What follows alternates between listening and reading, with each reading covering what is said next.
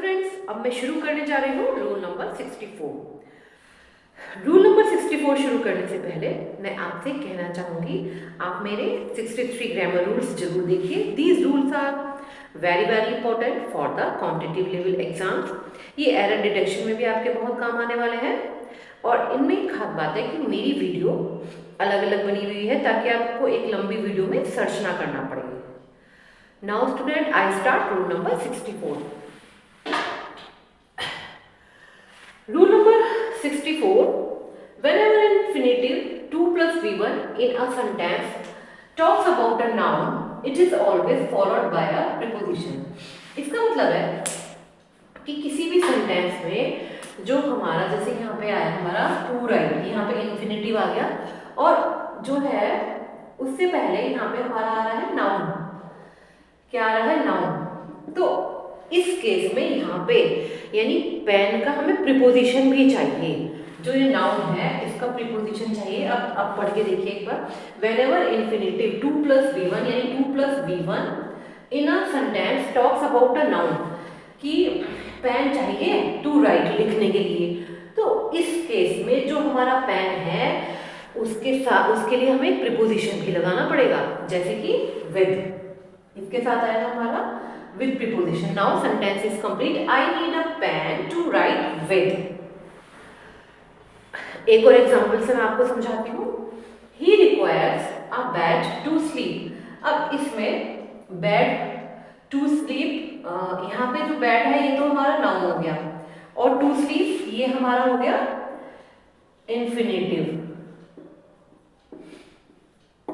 So students, अब यहाँ पे to sleep, इससे पहले हमारा आया नाउन। अब यहाँ पे जो नाउन आ रहा है उसके लिए हमें प्रीपोजिशन जरूर चाहिए। इस केस में हम बेड का प्रीपोजिशन हमारा लगेगा इन। अब ये सेंटेंस कंप्लीट है। He requires a bed to sleep in.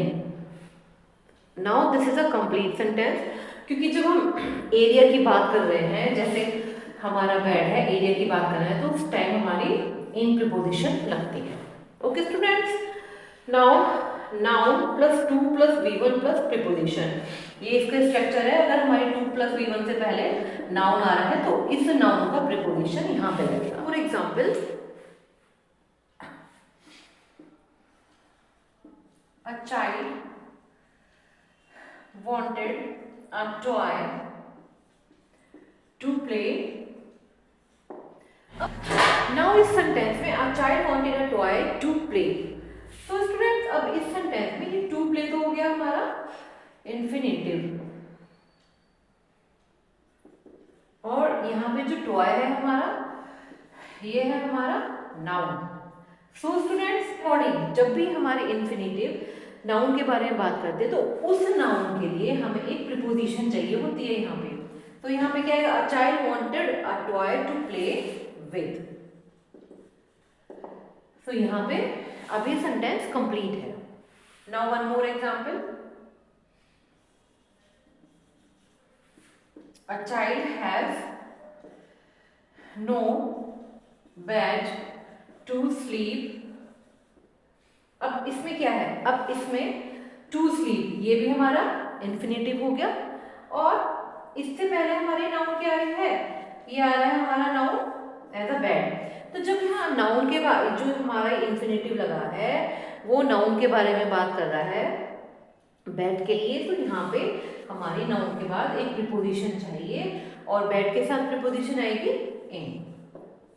So students, ये था हमारा rule number 64। I think now it is clear to you. अब इससे पहले मेरे 63 ग्रामर रूल्स आप जरूर देखिए। These rules are very very important. मेरे चैनल को लाइक करिए, सब्सक्राइब करिए, ताकि मैं मोटिवेशन के साथ ऐसे ही वीडियोस बनाती रहूँ। Thank you student.